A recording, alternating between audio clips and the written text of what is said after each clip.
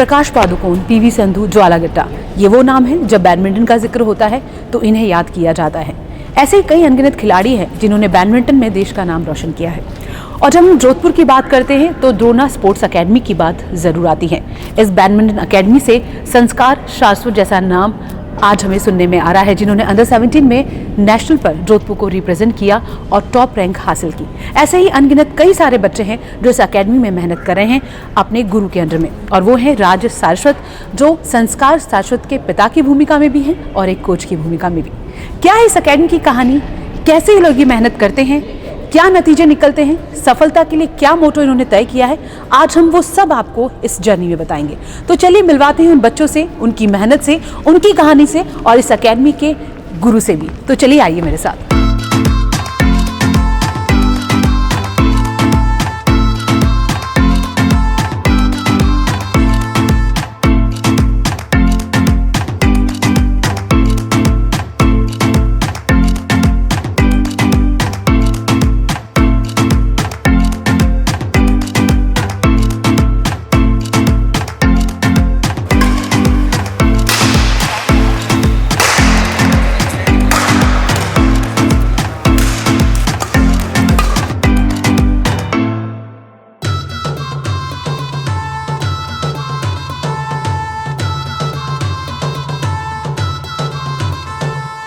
उम्र छोटी है लेकिन सपने बहुत बड़े बड़े, और उन बड़े सपनों को पूरा करने के लिए आपको मेहनत तो करनी ही पड़ेगी। जैसा हर बार कहती हूँ, लगन हो तो गगन छू जाए, लगन बिना कुछ हाथ ना आए। आज मैं बुलाने जा रही हूँ आपको संस्कार सारस्वत से, अंडर 17 में जिन्होंने बेहतरीन परफॉर्मेंस किया है और हम सभी जोधपुराइट्स को बहुत ज़्यादा गौरवान्वित महसूस कराया है। नाम से ही संस्कार नहीं है, ये नेचर से भी बेहद संस्कार है। हार्ड वर्कर हैं और अपना और अपने पेरेंट्स का और हमारे इस पूरे जोधपुर का नाम रोशन कर रहे हैं।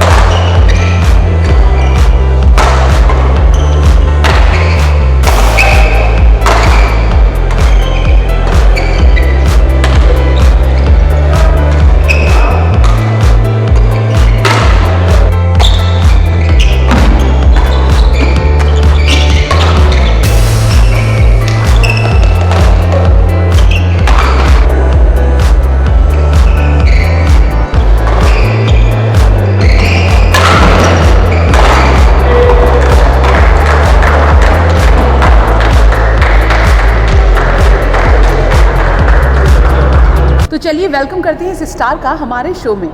संस्कार, आपका वार्मली वेलकम है हमारे शो में। Thank you so much ma'am. जैसे कि मैंने अपने ऑडियंस को बताया, आपने अंडर 17 में जो बेहतरीन काम अभी तक में किया, जबकि आप 16 साल के हैं, तो आप हम सभी को बहुत ज़्यादा प्राउड कराते हो। ऑफकोर्सली अपने पेरेंट्स को भी बहुत प्राउड कराते होंगे, अपने दोस्तों को भी।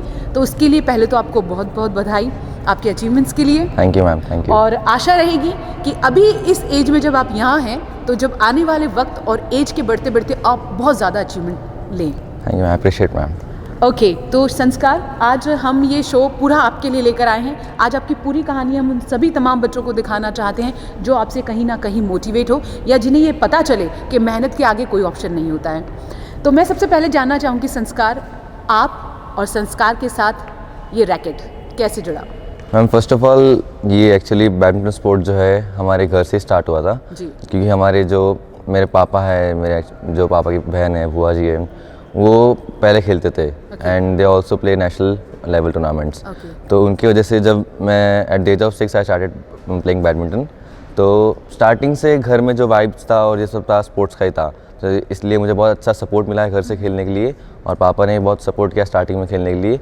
इसलिए मुझे ऐसे कोई बीच में कहीं दिक्कत नहीं आई, किस चीज़ की भी जो भी नीड होती थी सब फुलफ़िल कर देते थे। अच्छा संस्कार, डैडी बैडमिंटन खेलते थे, आपने भी बैडमिंटन को सेलेक्ट किया, रीजन ऑफ दैट कि पापा बैडमिंटन खेलते हैं, या फिर एक जेन्युइन एक इंटरेस्ट आया पापा को खेलते देख या घर के माहौल? मैम स्टार्टिंग में क्या था कि एक्चुअली मेरे जैसे फादर में कोच भी है, तो स्टार्टिंग में क्या था उनके साथ बस मैं जाता था, देखता था कि कैसे खेलते हैं सब। एक्चुअली सब मेरे सीनियर्स थे, मुझे देखने में अच्छा लगता था।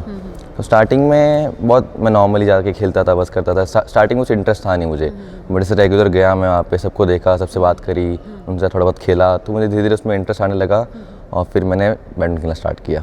अच्छा, एक पर्सनल सवाल मैं आपसे पूछना चाहूँगी, पापा ही आपके कोच हैं? Yes ma'am. तो कभी ऐसा होता है कि कोई थ्रेटन हो या ज़्यादा रिस्पॉन्सिबिलिटी लगे कि मेरे जो डैड है वही कोच हैं, अगर मैं अच्छा परफॉर्म नहीं करूँगा तो दूसरे बच्चों के सामने क्या एग्जाम्पल सेट होगा, या फिर ऐसा होता था कि अरे डैडी तो है, डरना किस बात का है, तो उसे बहुत ईजी गोइंग में किया, ऐसा कभी होता था? मैम फर्स्ट ऑफ ऑल ये था कि मतलब अच्छा लगता था कि डैडी कोच है, तो किसी चीज़ की अगर, क्योंकि बाहर के कोचेज़ होते हैं तो ज़्यादातर फोकस नहीं करते हर प्लेयर पे। अच्छा। उनको लगता है कि मतलब ये प्लेयर अच्छा खेला तो इस पर फोकस करो, but first of all parent ही है तो वो सबसे पहले ऑफ कोर्स ये बात अपने चाइल्ड पे देखेगा। तो उन्होंने अच्छे से फोकस किया स्टार्टिंग से मुझ पे, तो मुझे कहीं भी किसी चीज़ की दिक्कत नहीं आई, तो मुझे अच्छे से लगा कि खेल पा रहा है अच्छे से। तो उन्होंने बाई चांस ठीक है, गेम चलता रहता है, हार जीत होती रहती है, उसमें कोई दिक्कत नहीं था, बट ओवरऑल देखा जाए तो काफ़ी अच्छा सपोर्ट मिला और काफ़ी अच्छे से उन्होंने मुझे मोटिवेट किया खेलने के लिए, कैसे खेलना है। और मेरी बुआ जी उन्होंने काफ़ी अच्छे से मुझे बताया कैसे करना है, क्या करना है, क्योंकि दोनों आपस में साथ खेलते थे। उनको देख के मैं आगे इतना बड़ा, उनसे मुझे मतलब खुशी होती थी उनको देख के कि मेरे घर वाले खेल रहे हैं, तो मुझे भी मतलब उनका नाम अच्छा करना है, खुद का नाम अच्छा करना है, इसलिए मैंने साथ में खेलना स्टार्ट किया। अभी आप 16 इयर्स के हैं और इतना बड़ा अचीवमेंट आपने लिया है, लेकिन इसके पीछे मेहनत कितनी है, या फिर आगे क्या टारगेट सेट किया है कि अब मुझे उसकी तैयारी करनी है? मैम मेहनत हर चीज़ में है, बिल्कुल। स्पोर्ट्स में भी बहुत चीज़ें मेहनत लगती है, और इसके लिए स्पोर्ट्स एक ऐसा चीज़ है मैम, जैसे पढ़ाई क्या है, ये सब मेंटली आपको टायर्ड करता है, बट ये फिजिकली टायर्ड करता है आपको। जी। तो फिजिकली टायर्ड करने के साथ आपको बहुत फोकस करना पड़ता है, आपको बीच में लगता है भी ये कि मैं छोड़ देते हैं, बहुत मुश्किल स्पोर्ट्स है, बट उस टाइम में आपको माइंड सेटअप रखना है, अपने आप को फोकस रखना है उस चीज़ को लेकर, कैसे उसको आगे बढ़ाना है, इम्प्रूव करना है, कैसे करना है। अगर क्या है छोटी छोटी गलती को बार बार देखते रहेंगे खुद के ऊपर, तो खुद डिप्रेस होते हैं कि मैं ये गलती कर रहा हूँ, तो इससे अच्छा मोटिवेट करें खुद को कैसे भी करके और आगे बढ़ने की ट्राई करते रहें। अच्छा संस्कार, आपने बोला कि जहाँ पढ़ाई है वो मेंटली स्ट्रेस देता है, ये फिजिकली स्ट्रेस देता है, लेकिन हम जानते हैं कि पढ़ाई भी उतनी ही ज़रूरी है। Yes ma'am. तो हाउ यू बैलेंस बिटवीन पढ़ाई एंड बिटवीन स्पोर्ट्स? मैम जैसे कि अभी तो मैं जैसे गोपीचंद अकेडमी हैदराबाद में खेल रहा हूँ। अच्छा। अभी मैं जस्ट वहाँ पे शिफ्ट हुआ हूँ, तो पढ़ाई का मैनेज मैम ये है कि दिन में 24 आवर्स होते हैं, उनमें से ऐसा है नहीं कि हम खेलते 9 to 10 आवर्स खेलते हैं। जो रेस्ट ऑफ द आवर्स होते हैं उसमें हम जैसे रेस्ट हो गया हमारा, जो भी आपका लंच, जो आपका न्यूट्रिशनस चीज़ें हैं, सब उसको लेने के बाद भी लास्ट में 3-4 घंटे बच जाते हैं। तो उसमें से 1 घंटे अगर पढ़ाई को दे तो कोई दिक्कत भी नहीं है, तो उसके लिए ऑनलाइन क्लासेस लगा रखी है पढ़ने के लिए। Right now I am in 11th class and मैंने कॉमर्स ले रखा है, कॉमर्स फिजिकल, तो उसके लिए मैंने ऑनलाइन क्लासेस लगा रखी है। तो जैसे एग्ज़ाम्स होते हैं, कुछ भी होता है, तो उसके लिए आपस में को जोधपुर आना पड़ता है एग्ज़ाम देने के लिए, बट अभी राइट नाउ कोविड के चक्कर में सब ऑनलाइन हो रहा है, तो इसलिए मैं ऑनलाइन एग्ज़ाम दे रहा हूँ। अच्छा संस्कार, अभी तक इतने 16 साल के हो गए हो और मैंने जहाँ तक सुना है 5 साल से खेल रहे हो, तो क्या क्या अवार्ड्स अपने नाम कर लिए हैं? मैम जैसे जब मैं 6 एज की एज में स्टार्ट किया था, जी। तो इसमें जैसे कैटेगरीज होती है बैडमिंटन स्पोर्ट्स में, अंडर 10 से लेके अंडर 19 तक, उसके बाद मेंस तक। जी। तो मैंने अंडर 10 कैटेगरी से खेलना स्टार्ट किया था।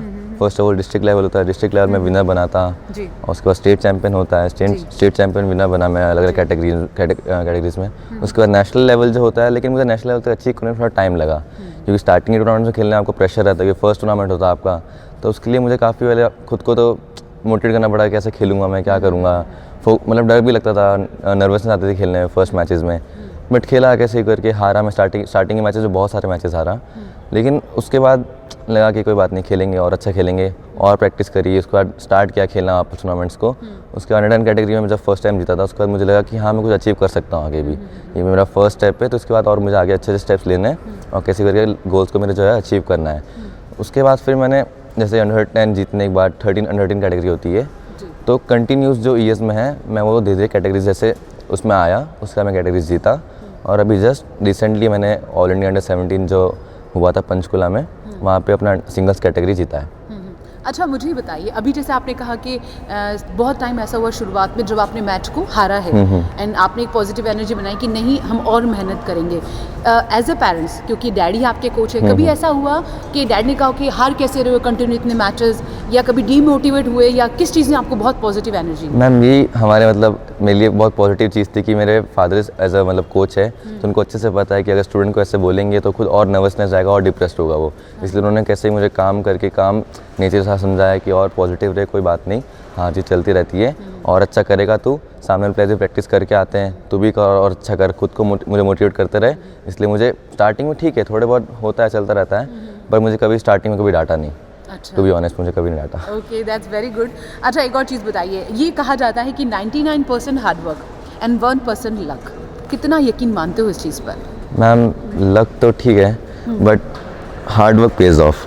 अच्छा, तुम्हें लगता है हार्डवर्क ज़्यादा करना चाहिए? Yes ma'am. ओके, अच्छा, जब आप अपने कोर्ट में उतरते हो खेलने के लिए, और क्या एक डर या एक हेजिटेशन होता है कि आज के मैच में क्या रहेगा, या बेपरवाह होकर खेलना पसंद करते हो कि नहीं, मुझे जीतना है या हारना, it doesn't matter for me, मुझे बस ये मैच इक्वली बराबर मेहनत के साथ खेलना है? मैम थोड़ा बहुत नर्वसनेस होना चाहिए हल्का सा, क्योंकि अगर बिल्कुल ही फ्री माइंड खेलते हैं ना, तो फ्री माइंड खेलने के चक्कर में आप नेगेटिव स्ट्रोक्स खेलते ज़्यादातर। अच्छा। तो थोड़ा नर्वसनेस रहता है, तो दिमाग में रहता है कि आपको पॉजिटिव खेलना है, पॉजिटिव खेलना है, उस चक्कर में आप अच्छा खेलते हो।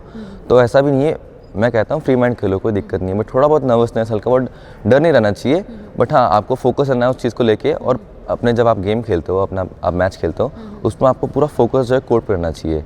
आसपास की बातों पे बिल्कुल ध्यान नहीं देना है कि साइड में कोर्ट पे कौन से मैचेस चल रहे हैं, उस पर आप अपने फोकस करते रहो और सोचते रहो कि सामने वाला ओपोनेंट कैसा खेल रहा है आपके साथ। उसके साथ और कोच की बात सुनते रहे, क्योंकि जो बाहर का कोच होता है वो बताने में, क्योंकि जो बाहर बैठता है उसको पता है कि सामने वाला ओपोनेंट कैसे खेल रहा है। इंस्टेड ऑफ आप जब अंदर खेलते हो तो आपको प्रेशर रहता है हल्का सा, तो आपको कभी गेम आप रीड नहीं कर पाते ओपोनेंट का। इसलिए कोचेस की सुननी चाहिए क्या कह रहे हैं वो, जो आपका बीच में जब इंटरवल होता है उसमें आके जब समझाते हैं, उस बात को याद रख के कोर्ट में अप्लाई करना चाहिए। अच्छा संस्कार, हमने आपको कोर्ट में देखा, आप बहुत फास्ट हैं, फिजिकल फिट भी है। एक स्पोर्ट्समैन की जो फिजिकल फिटनेस है वो बहुत ज़रूरी होती है। Yes, तो ma'am. कोई डाइट शेड्यूल फॉलो करते हो? ऑफ कोर्स मैं, हमारे से एकेडमी में न्यूट्रिशनिस्ट है, तो उन्होंने डाइट चार्ट बना रखा है कि मॉर्निंग ब्रेकफास्ट में क्या है, प्री वर्कआउट क्या है, पोस्ट वर्कआउट क्या है, उसको हम रेगुलरली फॉलो करते हैं। क्योंकि मैम स्पोर्ट्स में अगर डाइट नहीं होगी तो स्पोर्ट्स आप करियर नहीं बना सकते बिल्कुल भी। और फिजिकल की बात है तो मैम 75% फिजिकल चाहिए आउटडोर स्पोर्ट्स में, और 25% इंडोर चाहिए, क्योंकि ये एक ऐसा स्पोर्ट है बैडमिंटन जिसमें आपको हर तरह का फिजिकल लेवल चाहिए। आपको इसमें स्पीड चाहिए, स्ट्रेंथ चाहिए, फ्लेक्सिबिलिटी चाहिए, तो इसलिए आपको वेरिएशन ऑफ एक्सरसाइज करनी पड़ती है। अच्छे कोचेस चाहिए होते हैं, प्लस आपको अच्छे फिजियोथेरेपी चाहिए होती है, क्योंकि बाई चांस जो आपकी इंजरीज होती है या कुछ भी होती है उसको जल्दी रिकवर करने के लिए फिजियोथेरेपी आपको बहुत हेल्प करते हैं। और आप एक दिन में कितने घंटे अपने बैडमिंटन को देते हैं? मैम जैसे मॉर्निंग हमारा शेड्यूल चलता है 6 to 9 o'clock, उसके बाद हम जैसे वापस अपने रूम पे आके ब्रेकफास्ट करते हैं। ब्रेकफास्ट करने के बाद वो रेस्ट किया, और रेस्ट करने के बाद वापस हमारा इवनिंग सेशन होता है। तो इवनिंग सेशन में हमने, जैसे इवनिंग सेशन हमारा फिजिकल होता है, इसमें जैसे जिम वर्कआउट हो गया कुछ भी, या मोबिलिटी हो गया, स्ट्रेंथनिंग हो गया, उसमें हम उसको 1.5 आवर देते हैं और मॉर्निंग को देते हैं। बाकी अगर आप एक्स्ट्रा वर्कआउट करना चाहो तो खुद से कर सकते हैं, खुद के लिए बेनिफिशियल है, कोई गलत बात नहीं एक्स्ट्रा वर्कआउट करना। तो वो करने के बाद फिर हम जब डिनर करते हैं अपना खुद का, उसके बाद रात में अगर टाइम बच जाता है तो अगर थके हुए नहीं होते तो स्टडी कर लेते हैं। अच्छा, अब मुझे ये बताइए कि आप अपनी इस जर्नी में एक टारगेट सेट था शायद कि भाई मैं अंडर 16 या अंडर 17 में खेलूं, अब आपका क्या सपना है, अब आप किसके लिए दौड़ रहे हैं? मैम मेरा टारगेट सबसे पहले ये है कि अभी जो मैं अंडर 17 पंचकुला खेल कर आया, और आगे एक अंडर 9 टूर्नामेंट होने वाला था, बट ड्यू टू कोविड इसकी वजह से वो पोस्टपोन कर दिया उसको। तो वो सिलेक्शन टूर्नामेंट था Dutch and German open international के लिए। तो वो कोई बात नहीं, अब जब भी पोस्टपोन, उसकी जब वापस डेट आएगी उसके लिए जब तक मेहनत कर रहे हैं। और अभी मेरा सर जो मेरा गोल्स मैंने बना रखे हैं, और अभी का मेरा गोल ये है कि इंटरनेशनल जाके मेडल लाना है।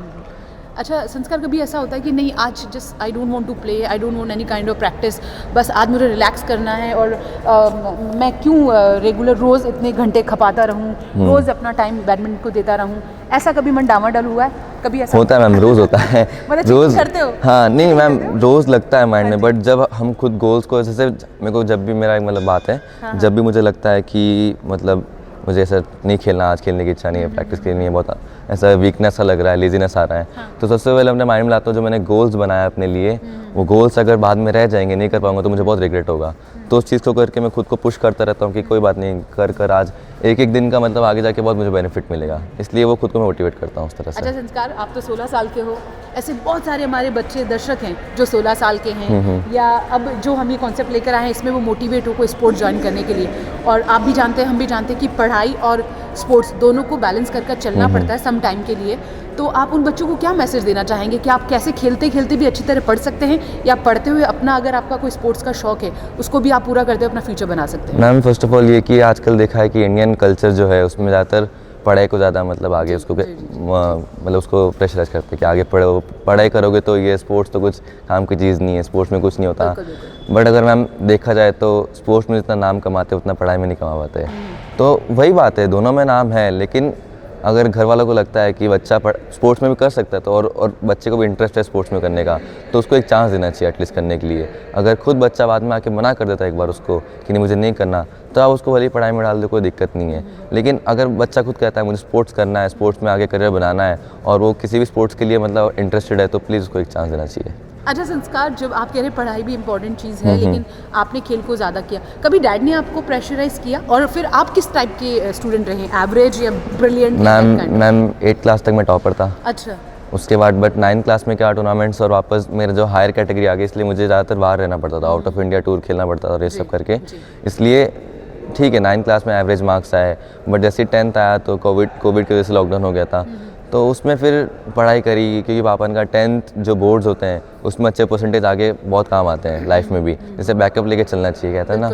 तो बैकअप के लिए अब मैंने फर्स्ट अपना जो प्रायोरिटी दिया स्पोर्ट्स को दिया है, तो बैकअप फिर पढ़ाई रह गई है। तो पढ़ाई में भी एटलीस्ट ऐसा रहना चाहिए कि आपको आगे जाके कुछ सफ़र ना करना पड़े। इसलिए जो बोर्ड्स है मेरा अभी तो यही है कि बोर्ड्स में अच्छे परसेंटेज लाऊँ, अच्छी कॉलेज में मेरे को यूनिवर्सिटी में एडमिशन मिले, जिससे मेरा यही डर ना रहे कि मतलब अगर स्पोर्ट्स में कुछ नहीं कर पाया तो एटलीस्ट पढ़ाई में कर लूँगा। बट ओवरऑल मेरे को स्पोर्ट्स में आगे अच्छा करना है। पढ़ाई को एक ऑप्शन रखना पड़ेगा आपको। Yes ma'am, of course. Specially हम 10th बोर्ड की बात करते हैं तो थोड़ा ध्यान रखना पड़ेगा। Yes ma'am, yes ma'am. Okay, बहुत अच्छा लग रहा है आपसे बात कर और इसी तरह अपने गोल्स आप डिसाइड करते रहिए, उन पे काम करते रहिए। Thank you so much, I appreciate ma'am.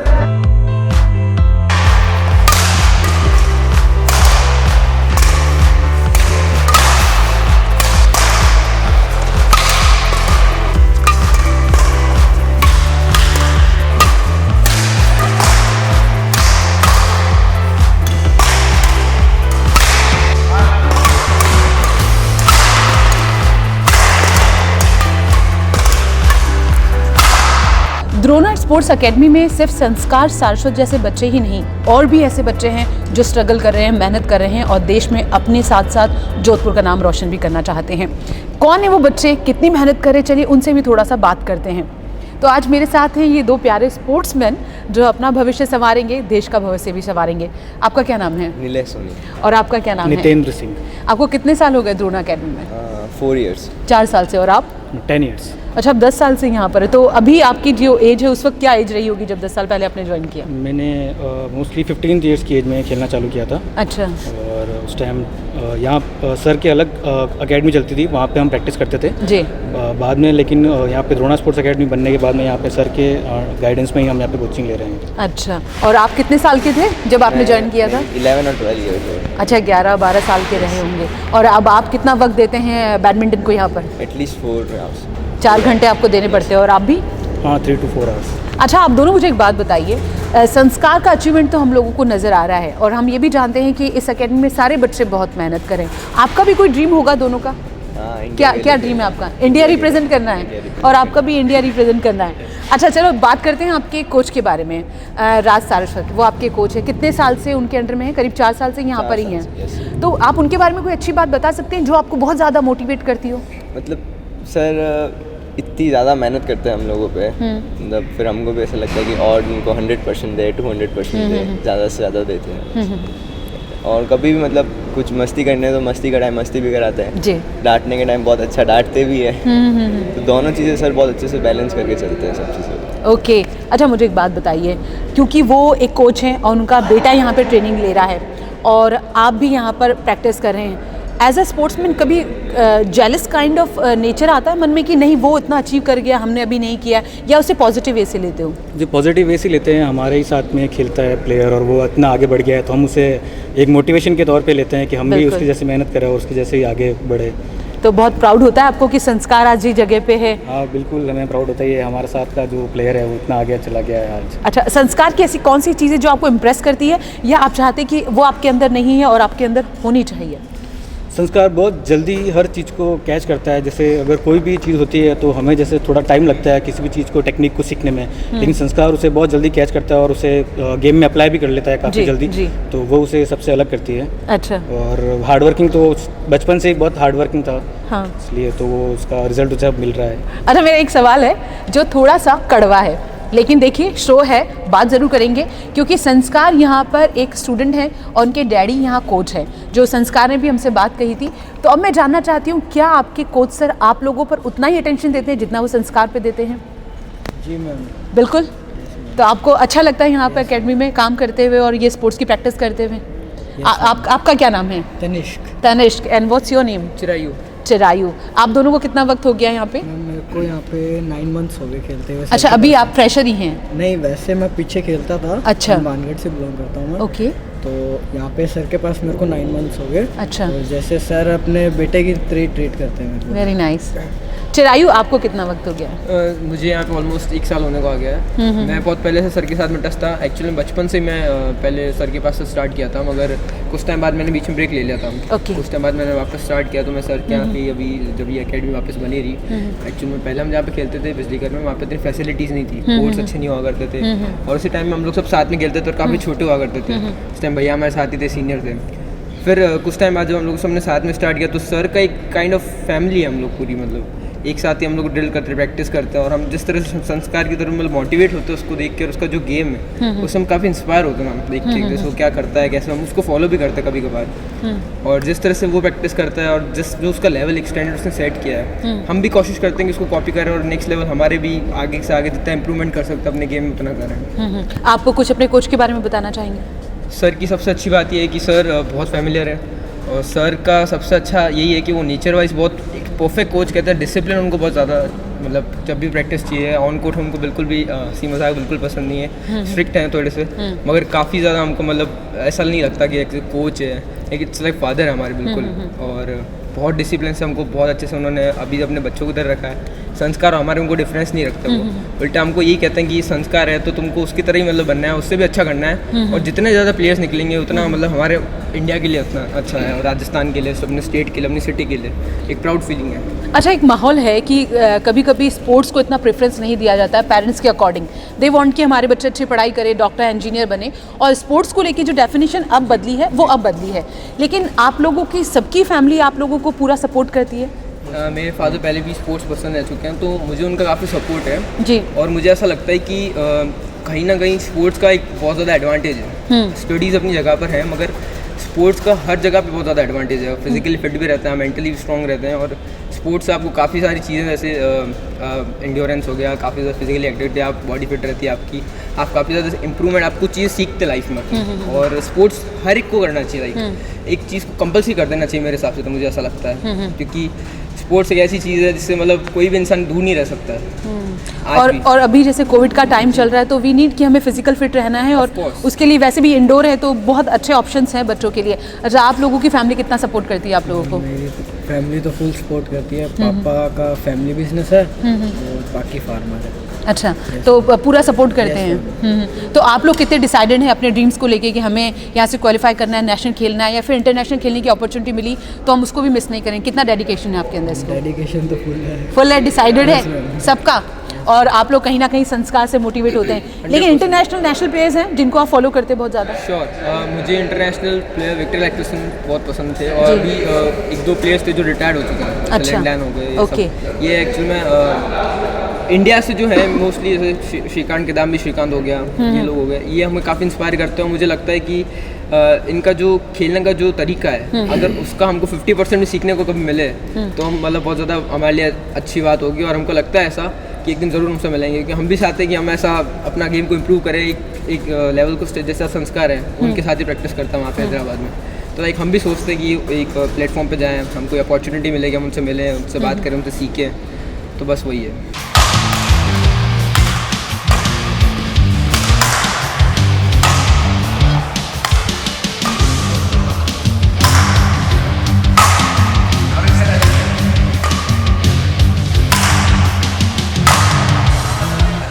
इस एकेडमी के इतने प्यारे प्यारे सितारे हैं जो अपनी मेहनत से खुद को प्रूव करना चाहते हैं, अपने पेरेंट्स का, अपने जोधपुर का, अपने राजस्थान का नाम रोशन करना चाहते हैं, और आज वही सारे ब्रिलियंट बच्चे मेरे साथ इस एकेडमी में खड़े हैं, ड्रोन स्पोर्ट्स एकेडमी। संस्कार को लेकर जो हम ये डॉक्यूमेंट्री बनाना चाह रहे हैं, कहीं ना कहीं ऐसे बहुत सारे ये बच्चे हैं जो संस्कार से मोटिवेट होते हैं, लेकिन क्या संस्कार इन बच्चों से मोटिवेट होते हैं? जब आपने इतना कुछ अचीव कर लिया है, नेशनल लेवल पर आ गए, कभी कभी ये बच्चे जो अभी स्ट्रगल कर रहे हैं, ये आपसे एक कदम पीछे हैं, इनसे आपको कुछ सीखने को मिलता है संस्कार? मैम फर्स्ट ऑफ ऑल जैसे नितिन भैया मेरे सीनियर रहे हैं। अच्छा। जिससे मैंने स्टार्ट किया था तो इन्होंने मुझसे बहुत पहले स्टार्ट कर चुके थे। जी। तो इनको जाके देखता था, करता था कैसे खेलते हैं। तो स्टार्टिंग में सफर होता है साथ जीतने में कि कैसे जीतूँ कैसे जी, करके। जी। लेकिन सीनियर थे तो ऑफकोर्स ही बात है जीतेंगे। स्टार्टिंग में लगता था, उस टाइम बहुत छोटा था मैं। हाँ। तो एज अ सीनियर ये काफ़ी चीज़ें सिखाते थे मुझे कैसे इम्प्रूव करना है खुद को। इन्होंने मुझसे ज़्यादा एक्सपीरियंस मतलब इनको गेन है। इन्होंने काफ़ी देखा है कि कैसे खेलते हैं, लेवल ऑफ प्लेयर्स कैसे कैसे तरीके के हैं। तो काफ़ी अच्छा लगा स्टार्टिंग में कि हमारे बीच ही अच्छे प्लेयर्स है, सीनियर्स है, कैसे खिलाने हैं। मतलब उनको पता है कि जूनियर कैसे ट्रीट करना है, उनके साथ कैसे बिहेव करना है। कोई मतलब आज तक मैंने कभी मतलब मुझे गलत चीज़ कभी नहीं सिखाई और अच्छे से इम्प्रूव भी किया कि कैसे करना है। तो मुझे मोटिवेट करते थे साथ में से। मेरे पापा मुझे मोटिवेट करते तो उनके पीछे भी जो सबसे जो कहते हैं ना कि मतलब साथ में और कोई होना चाहिए, एक पर्सन से मोटिवेट हमेशा हो नहीं सकते हैं। तो भैया रहते हैं मेरे साथ में, तो उन्होंने काफ़ी मुझे बचपन से लेके अभी तक जो है मुझे मोटिवेट करते हुए आए हैं। और साथ में जो है हम सब ने बचपन में स्टार्ट किया था। लाइक हम जब ज्वाइन किया था ये मतलब मैंने ठीक है ऐसा मेरे फादर है तो मुझे खिलाने लेके जाते थे। बट जब ये साथ में आए और तो अच्छा लगा कि मतलब खुद के एज वाले जब आते हैं साथ में खेलने के लिए तो और अच्छा लगा। इनके साथ खेले, एंजॉय करके खेला स्टार्टिंग में। तो उसके बाद फिर धीरे ट्रेनिंग भी करी। मतलब साथ में रहते थे, लगता था कि हाँ चलो खुद के साथ में भी और एज वाले हैं खेलने साथ में। तो ऐसा लगता था कि मतलब कोई दिक्कत नहीं है। होता है कि साथ में लेवल ऑफ प्लेयर्स चाहिए होते हैं कि हमें अगर सीनियर साथ खेलोगे ऑफकोर्स ये बात इंप्रूव होगा। बट साथ में साथ लेवल के प्लेयर्स भी चाहिए होते हैं कि उनसे लगे कि हाँ कि उनसे भी जीतते हैं, मोटिवेट होते हैं साथ में खेलने के लिए। इसलिए अच्छा लगा था साथ में बचपन से लेकर अभी तक साथ खेल रहे हैं। कुछ लोग आजकल बचपन में स्टार्ट करते हैं तो सब बीच में क्या टूट जाते हैं, सब बात करना सब बंद जाता है। बट काफ़ी अच्छी बात है कि काफ़ी सपोर्टिव है फ्रेंड्स भी और हमेशा साथ देते हैं किसी भी चीज़ में। मतलब इन्होंने कभी पीछे नहीं छोड़ा मेरा, साथ रहे हमेशा। तो अच्छी बात है वो। मतलब कहने का मतलब अच्छे स्पोर्ट्समैन होना बहुत अच्छी बात है, लेकिन एक अच्छा इंसान होना सबसे पहली ज़रूरी बात है। और आपको इस अकेडमी में ये सब कुछ सीखने को मिल रहा है। बहुत सारे विशेष आप लोगों के लिए, बहुत सारा जोधपुर के सभी बड़ों का आशीर्वाद आपके साथ है। मेहनत कीजिए, लेट डाउन मत होइएगा और पॉजिटिव एनर्जी के साथ ऐसे और कई संस्कार निकले। हमें तो दिख रहे हैं, 4 मेरे साथ ही खड़े हैं। तो all the very best all of you. आपको बहुत बहुत शुभकामनाएं हमारी तरफ से।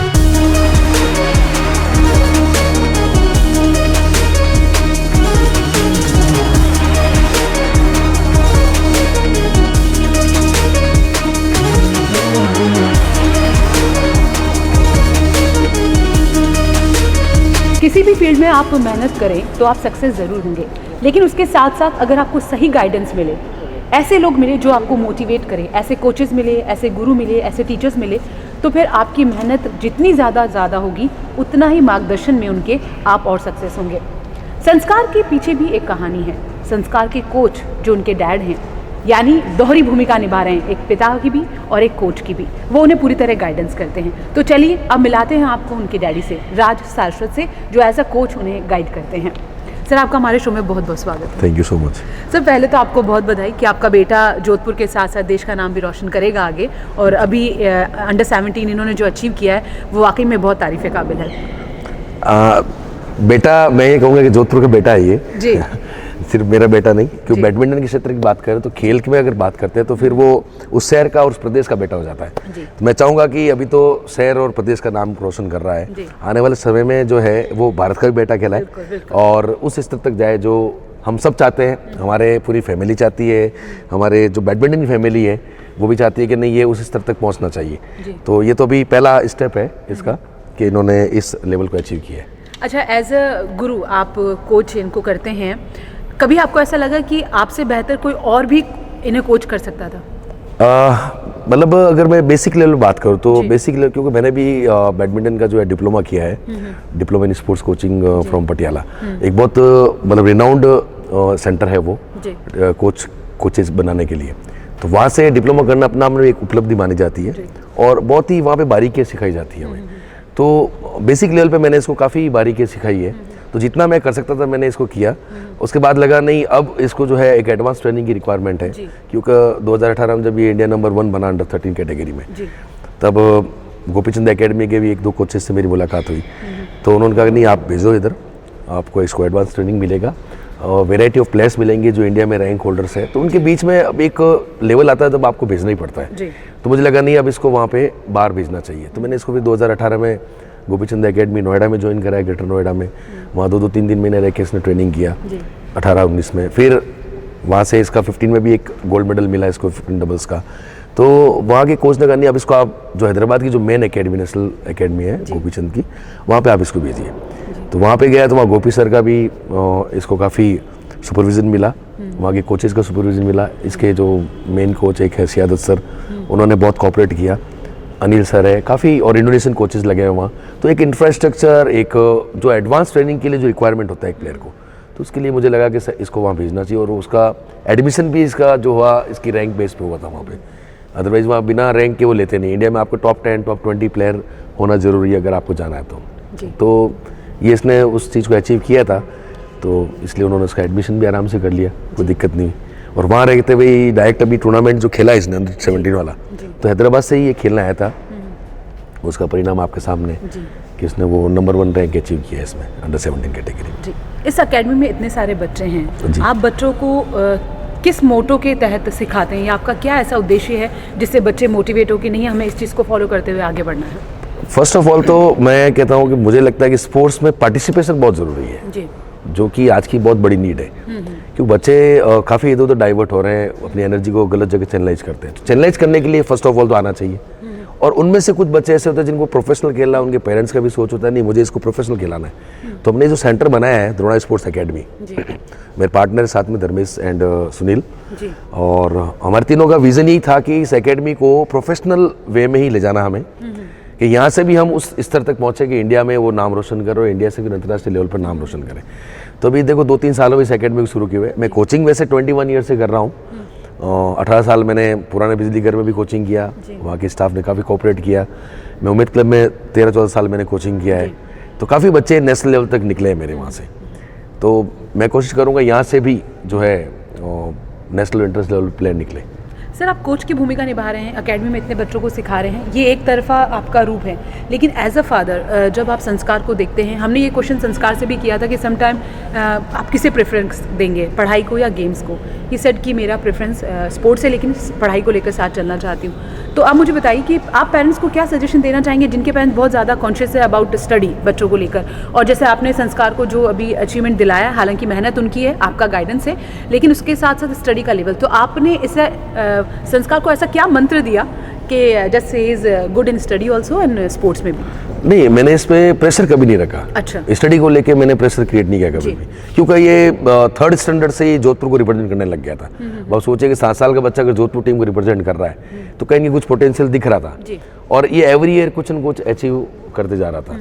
तो फिर मुझे लगा कि अब स्टडी का अगर प्रेशर बिल्ड करूंगा तो फिर खेल को साइड में करना पड़ेगा, क्योंकि हम दोस्त जो है किस्ते में सवार नहीं हो सकते, ये तो मान के चलिए आप। मैं ये नहीं कहता पढ़ाई छोड़ दो, पढ़ाई एक लेवल तक आप करते रहिए साथ में, जो आपके नॉलेज को इंक्रीज करता है और आपको कम से कम आपका दिमाग को जो है दुरुस्त रखता है। तो पढ़ाई भी ज़रूरी है, लेकिन अब आप सोचो कि मैं 95% पढ़ाई में भी लेके आ जाऊँ और इंडिया में नंबर 1 लेके आ जाऊँ, तो 2 चीज़ें बहुत कम ही मुझे लगता है कि एक्सेप्शनली केस होते हैं वहाँ पे जहाँ आपको मिलेंगे ऐसे। लेकिन क्योंकि इनका जब खेलते हैं ये लोग, तो नेशनल लेवल पर अगर आपको रैंक चाहिए तो 5-6 घंटे की ट्रेनिंग है। अब आप इस लेवल पर उसको मेंटेन करना है तो 6-7 घंटे और खेलना पड़ेगा, और आगे इंटरेस्ट लेवल जाना है तो 8-9 घंटे खेलना पड़ेगा। तो 8-9 घंटे खेलने वाला खिलाड़ी, अब उससे आपको अगर 90% लाओ तो दिस इज नॉट पॉसिबल। तो पेरेंट्स से मैं कहूँगा कि अगर आपको प्रोफेशनल खिलाना है तो कहीं कहीं तो एक थोड़ा सेक्रीफाइस आपको करना पड़ता है। अब आपको अगर नहीं मेरे को बच्चा डॉक्टर बनना चाहिए तो फिर डॉक्टर बनाइए, उसको सिर्फ एक रिक्रेशनल और फिटनेस के लिए खिलाइए। और आपको नहीं प्रोफेशनल खिलाड़ी बनाना है तो फिर उसको फिर आप स्टडी में कहेंगे उसको आप उसको थोड़ा सा रिलैक्सेशन दीजिए तो बच्चा अचीव कर जाएगा। जी, आपकी एकेडमी में इतने बच्चे आते हैं, आप क्या टारगेट लेकर उन बच्चों को मोटिवेट करके सिखाने में विश्वास रखते हैं, किस तरह उनको गाइड करते हैं आप? नहीं, अब जैसे फर्स्ट ऑफ ऑल तो फिटनेस का एक लेवल होता है, तो फिजिकल फिटनेस उनको रेगुलरली कराते हैं, टेक्निकल जो करेक्शन हमें करना तो वो करते हैं। फिर पेरेंट्स से डिस्कस भी करते हैं कि आप बच्चे को प्रोफेशनली खिलाना चाहते हैं कि नहीं चाहते हैं, क्योंकि सबसे मेन पार्ट है पेरेंट्स। घर से सपोर्ट नहीं होगा तब तक बच्चा इंटरेस्ट होने के बाद भी नहीं निकल सकता आगे। बिल्कुल। तो ये एक बहुत ज़रूरी है कि पेरेंट्स अगर कहते नहीं सर हमें तो इसको रेगुलर खिलाना ही है, तो एक लॉन्ग टर्म प्रोसेस है, 3, 4, 5, 6 ईयर, आज इसको 8-9 साल हो गए खेलते हुए, तब ये इस स्तर तक आया। अब तो अब सोचिए कि एक प्लेयर को यहाँ तक जाने के लिए नेशनल लेवल तक 6-7 साल कम से कम एक टेन्योर चाहिए जिससे कि वो खेल सके। तो मैं चाहूँगा पेरेंट्स उसमें कोऑपरेट करें, बच्चे का अंदर अगर पोटेंशियल है तो ज़रूर उसको इसका मौका देना चाहिए। और आज स्पोर्ट्स एक इंडिया के अंदर बहुत अच्छा राइज कर रहा है। आप खुद देखिए कि लास्ट 6-7 सालों में, जो 10 सालों में अगर देखें हम, बहुत चेंजेस हुआ है स्पोर्ट्स में, बहुत पॉपुलैरिटी बढ़ी है। और स्पेशली आप मीडिया ने इसको कवरेज इतना दे दिया है अलग अलग गेम्स को कि आज जैसे आप यहाँ पर ये शूट कर रहे थे, ये भी अपना आप में एक बहुत बड़ी बात है। पहले नंबर ही नहीं आता था इन गेम्स का, आज आप शूट कर रहे हैं, मतलब कि हर गेम को आप उतनी तवज्जो दे रहे हैं जिसकी रिक्वायरमेंट है। तो आने वाले समय मुझे लगता है कि पेरेंट्स भी इसमें आगे आएंगे और काफ़ी आ रहे हैं, काफ़ी बच्चे खेलते हैं आजकल। एक टूर्नामेंट 2-2 हज़ार एंट्री आती देखिए आप। चैनल 24+ न्यूज़ एक ये नया कॉन्सेप्ट लेकर आया है बच्चों के लिए, खासतौर पे जो जोधपुर के स्टार किड्स हैं, जो मेहनत करके अपना नाम और देश का नाम रोशन करना चाहते हैं। तो आप चैनल 24+ न्यूज़ के बारे में क्या कहना चाहेंगे? नहीं, ये एक बहुत, मैंने बताया ना, जैसे आपको पहले मैंने इसको क्लियर कर दिया कि ये आप अलग अलग गेम्स को जो तवज्जो दे रहे हैं, ये अपना में एक बहुत बड़ी बात है, क्योंकि इसकी बहुत ज़्यादा आवश्यकता भी है। क्योंकि आप जैसे जितना आप सामने जो चीज़ कहते हैं ना परोसेंगे, उतना ही वो खाएगा व्यक्ति। तो जो चीज़ आप उनके सामने दिखाएंगे तो ऑब्वियस है वो बच्चे मोटिवेट होंगे और अलग अलग गेम के लिए मोटिवेट होंगे। कोई पर्टिकुलर एक गेम के लिए भागदौड़ी नहीं करेंगे कि मैं एक में जाऊँ, टीम उतनी बननी है, नंबर नहीं आता फिर। तो अगर आप वेराइटी ऑफ गेम्स में बच्चे जाएंगे, आने वाले भविष्य में जो है, मुझे लगता है कि ओलंपिक में जो मेडल की कमी हमें नज़र आती है, वो कहीं इनके ये फुलफिल होना शुरू हो जाएगी। तो आप भी देखिए, आप अभी अलग अलग गेम्स को कवर कर रहे हैं, तो हमारे बच्चे नेशनल लेवल तक मेडल लाने भी लग गए। इसका असर है कि आप 24 चैनल का मैं तो बहुत शुक्रगुजार हूँ कि वो आप इतना अच्छा स्टेप्स ले रहे हैं। और भविष्य में मैं होप करूँगा कि आप इस तरह से और इसके अंदर ज़्यादा इन्वॉल्वमेंट दिखाएं, तो और स्पोर्ट्स जो राइज करेगा जोधपुर का। संस्कार, आपको बहुत सारी शुभकामनाएं हमारी तरफ से, जो अचीव किया उसके लिए, और जो आप आगे अचीव करेंगे उसके लिए बहुत सारी शुभकामनाएं। जोधपुर के सभी लोगों की तरफ से आपको बहुत सारा आशीर्वाद, और इन्हीं सभी बच्चों को सर मैं एक बात कहना चाहूँगा। मैं हमारे जिला बैडमिंटन संघ के अध्यक्ष श्रीमान शेखावत साहब, जिनका ट्वीट भी आया था, आपको पता हो तो, जी,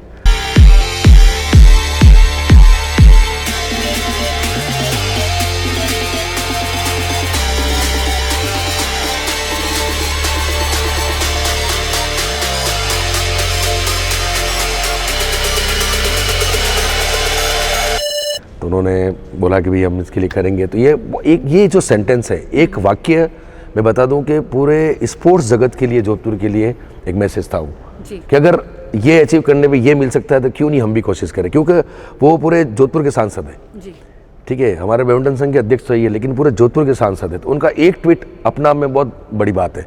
फिर बहादुरी बरवा साहब है, सीनियर वाइस प्रेसिडेंट है, उन्होंने बहुत मोटिवेट किया। और कपिल गुप्ता सेक्रेटरी जो हमारे हैं जिला बैडमिंटन संघ के, उन्होंने हाथों हाथ न्यूज़ वगैरह जो है फटाफट से लगवाना करना, तो ये एक बहुत अच्छी बात है। इससे पूर्व में जो अध्यक्ष रहे, उन्होंने भी बहुत अच्छे काम किए थे अपने टाइम में जब हम लोग खेलते थे।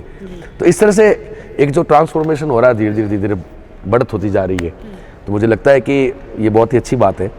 और मैं मेरे पेरेंट्स को बहुत थैंक्स कहूँगा, क्योंकि उनका सपोर्ट बहुत रहता है। और मेरी वाइफ को, जो कुछ डॉक्टर है होम्योपैथी की, डॉक्टर अनीता, वो इसका पूरा डाइट वाइट का पूरा ख्याल रखती है। और छोटी सिस्टर वो मोटिवेट करती रहती है कि ये इस मेडल से काम नहीं चलेगा नेशनल के, मुझे इंटरनेशनल चाहिए। तो ये ऑटोमेटिकली एक बहुत बड़ा इफेक्ट पड़ रहा है। यस, और मेरे जो ये बच्चे और जो है, नितेंद्र सिंह है, नीलय है, हाँ, चिराई हुए, हाँ, ये बच्चों ने इन्होंने बहुत मेहनत की है और इन्होंने इसको एक पार्टनरशिप के तौर पर काफ़ी कुछ खिलाया है। जितेंद्र तो एज ए कोच भी मेरे यहाँ काम कर रहे हैं आजकल, और नीलय है, तनिष्क लड़का है, वो ये ऐसे बच्चे हैं जो इसके प्रैक्टिस पार्टनर हैं जोधपुर के अंदर। तो ये बहुत इंपॉर्टेंट होता है कि प्रैक्टिस कराने वाला भी चाहिए कोई, तो बराबर के बच्चे मिलते हैं ना, तो उससे आप राइज करते रहते हैं। तो मैं होप करता हूँ कि आने वाले समय में ये भी बहुत अच्छा रिजल्ट देंगे, और एज ए कोच नितेंद्र भी और बड़े बड़े प्लेयर तैयार करेंगे। मैं इस होप के साथ में थैंक यू सो मच, आपको बहुत बहुत धन्यवाद देना चाहता हूँ। मैं तो ये कहना चाहूँगी कि आप जितने भी ये बच्चे जो यहाँ तैयार हो रहे हैं, जी। सिर्फ यही एकेडमी नहीं और भी एकेडमी, क्योंकि सभी गुरु सभी कोचेज ये चाहते हैं कि उनके बच्चे बिल्कुल, आगे बढ़े, बिल्कुल। और यहाँ पे अपना स्वार्थ नहीं है, देश नहीं, के सम्मान की बात बिल्कुल। है। आप सभी का लक्ष्य एक ही है, और स्पोर्ट्समैन स्पिरिट तो कहते हैं कि जो कुछ नहीं सोचती, सिर्फ सक्सेस और मेहनत का सोचती है। तो बहुत सारी शुभकामनाएं आप सभी बच्चों को, और इसी तरह हर स्पोर्ट्स से जुड़े हर स्पोर्ट्समैन बच्चे को जो किसी भी गेम में हो, चाहे वो बैडमिंटन हो, क्रिकेट हो। और आप जैसे कोचेस को बहुत बहुत शुभकामनाएं जो इस तरह के बच्चे तैयार कर रहे हैं। Thank और you. इन बच्चों के लिए भी बहुत बड़ी बात कि आप अपना 100% लगाकर मेहनत कर रहे हैं। तो सबसे बड़ी बात ये कि एक अच्छे स्पोर्ट्समैन से पहले एक अच्छा इंसान बनना चाहिए, बहुत जो आप जरूरी सभी हैं। और बहुत सारी शुभकामनाएं आप सभी के लिए चैनल 24+ न्यूज़ की तरफ से, और आप इसी तरह मेहनत करते रहिए। बहुत बहुत शुक्रिया। Thank you so much, thank you so much.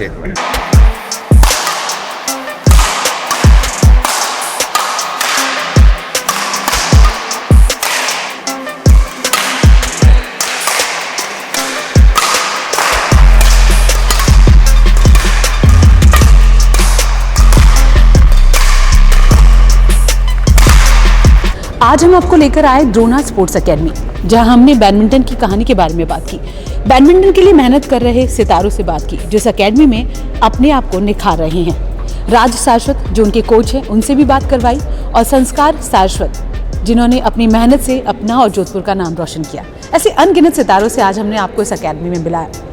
आज की कहानी में इतना ही। अगले सप्ताह एक नई कहानी नए स्पोर्ट्स के साथ हम आपके सामने हो जाएंगे फिर से हाजिर। तब तक के लिए दीजिए आप हमें इजाज़त। नमस्कार।